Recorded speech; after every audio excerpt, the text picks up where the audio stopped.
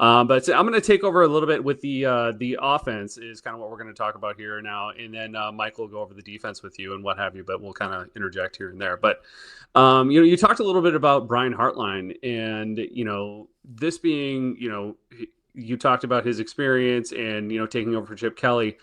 You know, do you think his scheme is going to create like the same kind of scoring opportunities? Do you think his offense, is going to have the same kind of red zone efficiency without all that veteran leadership? And it's just, I guess, like, do you think there's going to be a regression? I'm just kind of curious of what your thoughts are. Obviously we all know that Ohio State reloads. I'm not really worried about talent exactly. It's just varying degrees of elite. Let's just put it that way. Must be nice. But yeah, go a little bit more in depth, I guess, about Brian Hartline and what you expect with his scheme and play calling. Yeah, I definitely think red zone is something that's probably going to get worse, and not just because of Brian Hartline, but you don't have Will Howard, right? Will Howard was a big, Yeah. beefy dude that could run the ball, and in the red zone, he was able to score with running the ball a lot more. You saw it a lot during the season, and Mhm. quite frankly, you don't have the running backs that you had last year in Travion Henderson and Quinshon Judkins. Now, I think James Peoples and C.J. Donaldson are better than some people are giving them credit for, but they're obviously not those two guys, and so you probably will see a regression there. The thing that Ohio State fans is excited about with Brian Hartline is we feel like there is going to be more of an emphasis of getting the ball to Jeremiah Smith, Carnell Tate, and Brandon Ennis, which is something that frustrated a lot of fans last year because they started to get away from that. You had a very good, one of the best running back duos in Ohio State history last year, but you also had the best freshman in Ohio State history. You Yeah. also had, the best statistical leader in Ohio State history at wide receiver in Emeka Ibuka, and it just felt like they weren't getting those guys the ball enough sometimes. And that Mhm. Nebraska game, it felt that way, and that Michigan game, it felt that way, and so that frustrated fans. And so I do think there is going to be more of an emphasis put on throwing the ball in more favorable situations to Jeremiah Smith. I can't tell you how many times I saw one guy on Jeremiah Smith Mhm. last year at the beginning of the year or against Oregon or something like that, and they didn't go to him. Now they started doing that in the playoffs. That was a huge adjustment they made, but that kind of stuff does get the fans excited. Personally, I think red zone efficiency and stuff like that is so much more important. So I do think that's going to be an area Mhm. where the offense decreases. But at the same time, we'll just have to see what happens. Julian Sayin is more fleet of foot than people give him credit for. He's just not that big dude like Will Howard is that can jam it up the middle and get the first down or the touchdown for you. Yeah, well, I was curious. Yeah, and since you just mentioned Julian Sand, let's just move on to quarterbacks. Yeah, I mean, like, do you think he can match or exceed the production in a certain kind of way? I know he's not. You said he's not necessarily as mobile or what you would expect from Will Howard, but can he? What do you expect from that? His skill set, his accuracy and mobility, and like his leadership. How do you think that's going to translate over a full season? And if he struggles, uh, who do you think is going to back up? Who do you think is willing to or able to come in? Is it Lincoln Keenholz? Is he able to come on midseason and be a solid option?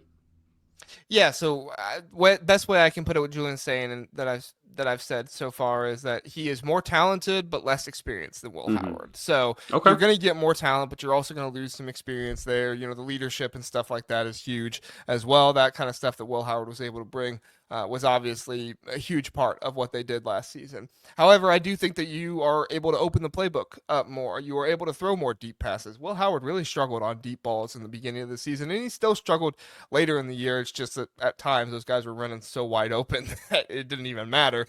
He was underthrowing balls, and they were still getting the ball because they had that much separation, which was great for him.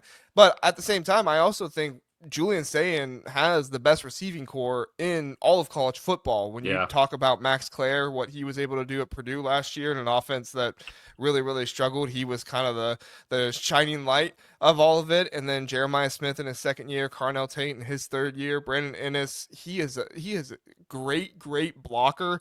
They actually considered him a leader on the team last year. Dude wasn't even starting. He was a sophomore, and they considered him a leader on the team Hmm. last year. So there's a lot of thought about Brandon Ennis and what he can bring. And also, I mean, there's always guys in the wide receiver room for Ohio Sure. State. So there's guys behind them that could be very good as well. We'll see how that goes. But as far as I'm concerned, I think Julian Saint is going to have every weapon he needs to succeed. The offensive line, I think it's better than some people are giving credit for. I saw somebody the other day rank him like at the bottom half of the Big Ten, and I mean, there's too many returning guys. I He got just I three can't see returning that. starters. Right, and the guy's Okay. reasoning was like Justin Fry is gone and this stuff, and like I get that, but like, and there's a lot of people concerned about Tyler Bowen because he hasn't coached offensive line in years. But one thing not a lot of people know is Ohio State has 4 offensive line coaches on their staff right now. They have Tyler Bowen, and they have 3 guys that were offensive line coaches at Power 4 programs. I think Mm-hmm. Purdue's offensive line coach last year, Oklahoma State's offensive line coach, and then there's one more. I can't remember the other one, but they have 4 former and current offensive line coaches on there staff, which I think is huge for getting your offensive line ready. And then on top of that, you got the transfer in Ethan Onyeonwa, and I mean, as you guys know, Philip Daniels and everything. So we'll see Yeah. what happens there. Yeah. Sorry, I didn't mean to Yeah. bring that up. So let's talk I about know that's a Phillip touchy Daniels. one. I know that's a touchy one, guys. No, but my question about Phillip Daniels, I'll just interject here briefly, is does he start this year or did he ruin his career by transferring?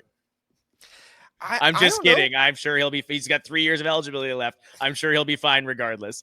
But I- like, does he start this year? I was going to say, I don't know if he starts this year. We'll see what happens. One thing that happened this offseason that I don't think they were expecting was the backup offensive lineman on the interior. His name's Austin Seierveld. He had just like apparently a phenomenal offseason. They give out these awards called Iron Buckeye Awards, which is like you were the best, most energetic, biggest leader in the weight room in the offseason. And him, Jeremiah Smith, and the returning linebacker, Sonny Styles. So everybody knows Jeremiah Smith and Wow. Sonny Mhm. Styles. Mhm. They win it. And then this kind of unknown offensive lineman to a lot of people, Austin Seierveld, wins it. And so somebody asked Ryan Day about him in the press conference, and he was like, "Yeah, he'll be a starter." Hmm. They were like, "What?"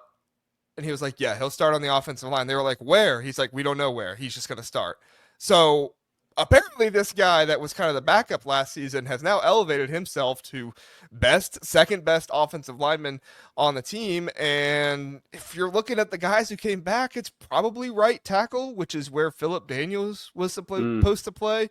I guess he could possibly move to right guard, and Daniels could be at right tackle. We'll see, but it's very interesting. Ohio State's going to lose a lot of players on the offensive line next season. So if Daniels doesn't play this year, I think he'll probably play next year. But it's a very interesting situation. And then on top of that, Daniels came for Fry. You know, he was recruited by Fry to come into that room. You get a whole new offensive line coach. You know, that changes things. Yeah. Yeah. All right. Well, since that pretty much covers the offensive line, I guess, like we talked about that plenty here. But what I want to go a little bit more in depth on, like, what do you expect for the running back room? Like, I know that, you're replacing 2 guys who just had a ton of production last year. And that's, I know that, Ohio State reloads, but like that, can they replicate the combined like 1,600 plus rushing yards and 20 plus touchdowns? And like, do you think the offense is going to lose chunk plays in the run game? Like, I'm just curious. Like, do they have the same breakaway ability? What are your expectations with these guys coming in to replace such monsters at running back? Yeah, there's no Trevion Henderson in this running back room. He was one and only Trevion Henderson, the way he was able to break off runs and do some of those things. I do think James Peoples is a much better running back than some people give him credit for. He is probably going to be the starter with CJ Donaldson, the West Virginia running back, coming in to kind of back him up. Now, if you paid attention to West Virginia football at all, which I know we're mostly Big Ten here, so I don't know how many people did, but he was a huge guy. I mean, he was former tight end turned running back. That means you're a pretty big dude if you go from tight end to running back. So since you brought him up right away, I'm curious. I heard that he was playing at 240 at West Virginia, but he's down to like 220, 225 at Ohio State. Like, there's the thought that he's going to be now just as powerful and now he's faster and oh boy. My thought process, there's a lot of different opinions in the Ohio State fan base right now because we just don't know. My thought process is James Peoples will be the guy, and then CJ Donaldson will be more of that kind of third down option, kind of like pass blocker guy and kind of receiving back coming out of the backfield. Because you look at the history, he was a tight end, he was somebody that loved to hit people and loved to catch the ball. You put him in the backfield now, and what was one of Travion Henderson's best traits is that he was willing to hit people. I mean, he was one of the best pass protecting running backs that there was in college football last year. And so if CJ Donaldson can, read blitzes and do that like he was similar, I mean, it's not exactly the same. Obviously, you're on the line of scrimmage as a tight end, but if he can, try to read blitzes and block guys in the backfield and then also catch the ball coming out of the backfield because that's what he did as a tight end. He was catching the ball too. I would think that would be really beneficial for him. And I love the idea if he's gone down from 240 to 220, 225, something like that. Like, I think that makes him leaner. I don't think we'll see near the same amount of power to just run guys over like he did at West Virginia, but I also don't really think you need that. James Peoples is a very physical back.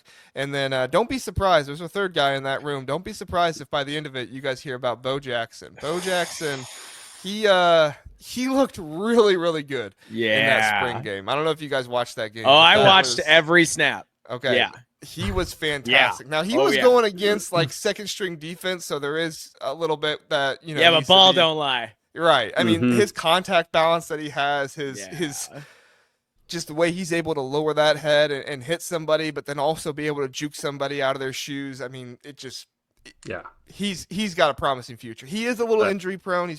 He was injured, I think, just about every year, if not one in high school. But when you got three guys carrying the rock back there, you can kind of make room for that. Well, we talked a lot about the wide receivers as well. So I'm just going to kind of move along here since we have so much time. I want to hear just a little bit about the tight ends. You had Cade Stover, who had a lot of production. But what are the expectations with Max Clare? We've seen him and what he can do at Purdue, which he was pretty much their only offensive weapon last year, at least consistently. So what do you expect out of the tight end room here? Yeah, so I mean, it's a very deep tight end room for Ohio State, and it feels like every single tight end kind of has their role. So Max Clare, obviously the pass catching guy. It's a little interesting. There's a guy in the room named Jelani Thurman, former 5-star out of Georgia. Everybody was kind of expecting this to be his year, but they've been kind of expecting him to have his year since his freshman year, and it's just never really happened. So it's really interesting to see him not transfer out. I guess, in this day and age, you never want to wish a kid would transfer out, but you just kind of look at the room and you say, you think this guy would. So, I mean, Max Clare, he's probably going to play the majority of the passing snaps this season, and Jelani Thurman could possibly do some, but he has not looked like the pass catcher that Max Clare is in his career. And then you got some guys that are really good blockers behind him: Christian Bennett, Will Kazmarek, the dude from where was he at? Ohio, I think it was. Those are really good blockers, really good physical guys that are going to be able to be on the line of scrimmage and help there, and also possibly line up in the backfield a little bit like fullbacks a little bit too. I think Christian Bennett did that a little bit in his time when he was playing kind of at Ohio State in the more of a reserve role, but we'll see what happens there. I'm very interested to see what Brian Hartline does with the tight ends. Chip Kelly was very creative with them. We'll see if Brian Hartline has the same creativity or if they're just going to be inline guys that go run routes. We'll see. Cool. All right.